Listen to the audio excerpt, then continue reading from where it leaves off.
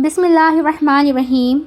Narrated Abu Hurairah radhiyallahu ta'ala anhu, the Prophet sallallahu alaihi wasallam sent a sariyah of spies and appointed Asim bin Thabit, the grandfather of Asim bin Umar radhiyallahu ta'ala anhu, as their leader. So they set out, and when they reached a place between Usfan and Makkah, they were mentioned to one of the branch tribes of Bani Hudayl called Lihyan. So about 100 archers followed their traces till the archers came to a journey station where Asim and his companion had encamped, and found stones of dates they had brought as journey food from Medina.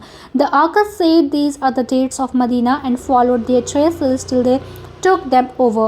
When Asim and his companions were not able to go ahead, they went up a high place, and their pursuers encircled them and said, "You have a covenant and a promise that if you come down to us, we will not kill any one of you." Asim said, "As for me, I will never come down on the security of an infidel. O Allah, inform your Prophet about us." So they fought with them till they killed Asim along with 7 of his companions with arrows. And there remained Khubab, Zaid, and another man to whom they gave a promise and a covenant. So when the infidels gave them the covenant and promise, they came down when they captured them. They opened the strings of the arrows' bows and tied them with it. The third man who was with them said, "This is the first breach in the covenant," and refused to accompany them. They dragged him and tried to make him accompany them, but he refused, and they killed him. Then they proceeded on taking Khubab and Zaid till they sold them in Makkah. The son of Al-Harith and bin Amr bin Nawfal bought Khubab. It was Khubab who had killed Al-Harith bin Amr on the day of Badr. Khubab stayed with them for a while as a captive till they decided unanimously to kill him.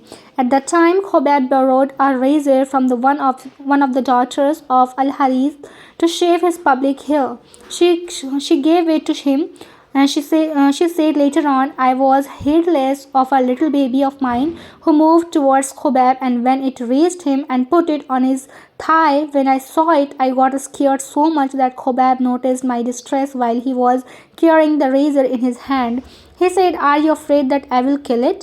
'Allah willing, I will never do that.' Later on, she used to say, 'I have never seen a captive better than Khubab. Once I saw him eating from a bunch of grapes, although at that time no fruits were available at Makkah, and he was fettered with iron chains, and in fact it was nothing but food bestowed upon him by Allah. So they took him out for the sanctuary of Makkah to kill him. He said, 'Allow me to offer a 2 rakat prayer.' Then he went to them and said, 'Had I not been afraid that you would think I was afraid of death, I would have prayed for a longer time.' So it was Khubab who first said the tradition of praying 2 rakat before being executed. He then said, 'O Allah, count them by one,' and added, 'When I am being maltreated as a Muslim, I do not care in what way I receive my death for Allah's sake, because this death is Allah's cause. If He wishes, He will bless the cut limbs.' Then Uqba bin al-Harith got up, maltreated him. The narrator added, 'The Quraysh infidels sent some people to ask him in order to bring a part of his body so that his death might be known for certain, for Asim had killed one of their chiefs on the day of Badr. But Allah sent a cloud of wasps which protected his body from their messengers who could not harm his body consequently.' Sahih Bukhari, Hadees number 4086.